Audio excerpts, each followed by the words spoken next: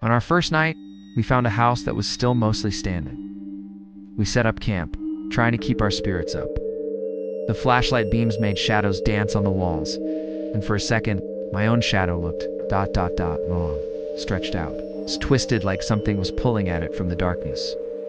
I filmed everyone eating, but the laughter was forced. You could feel the chill in the air, a heavy silence that hung over the village. That's when things started to get weird. Kari was talking, and for a split second, a black shadow darted behind her. It was so fast, you'd miss it if you blinked. But when I slowed down the footage later, you could see it. A figure, bent over, looking right into the camera. Then we heard footsteps from the floor above. Soft, deliberate.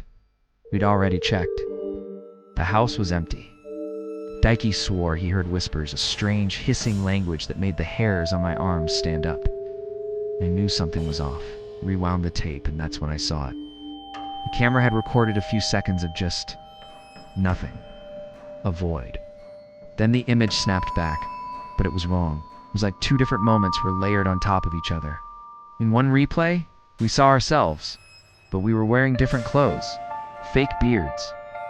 Just repeating the same actions over and over, like a broken film. By the second day, the tension was unbearable. Yuki, who's usually the last person to believe in this stuff, was on edge. She wanted to leave right then and there. We argued.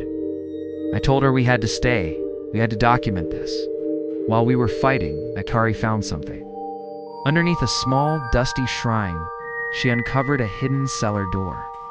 It was just a thin wooden plank, but it was marked with a strange circular symbol and what looked like claw marks. As I brushed the dust away, the camera caught a single speck just vanishing. It didn't fall.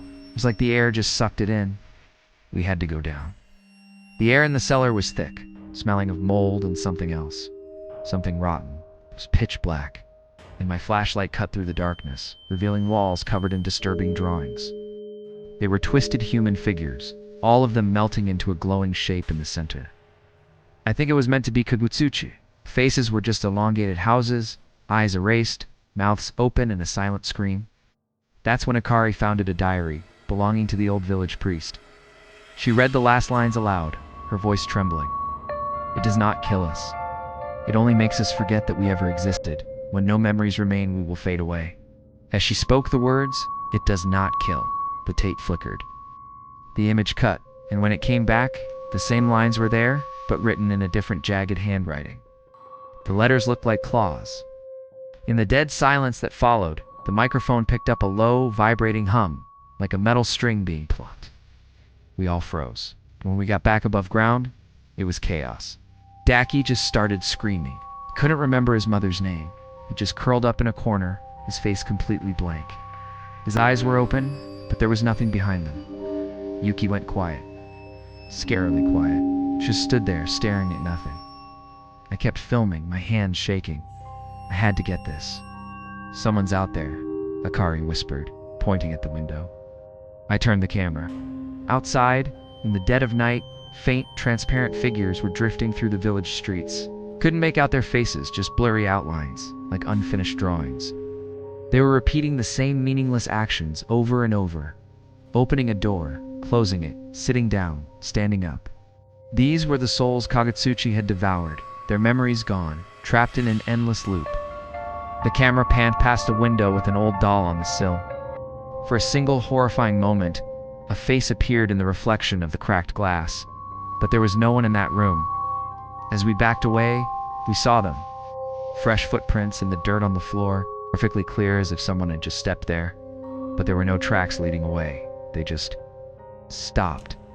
That night was a nightmare. The footsteps and whispers got louder, closer.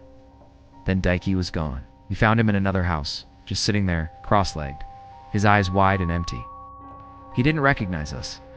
When Akari touched his shoulder, he turned, his face a mask, and started chanting that same hissing phrase we'd heard before. I got the camera in close. You can see it clearly. There's no one home. He's just an empty shell. The mic picked up a faint sound underneath his chanting, like a choked prayer. We ran. We tried to get out, but every alley, every path just led us back to where we started.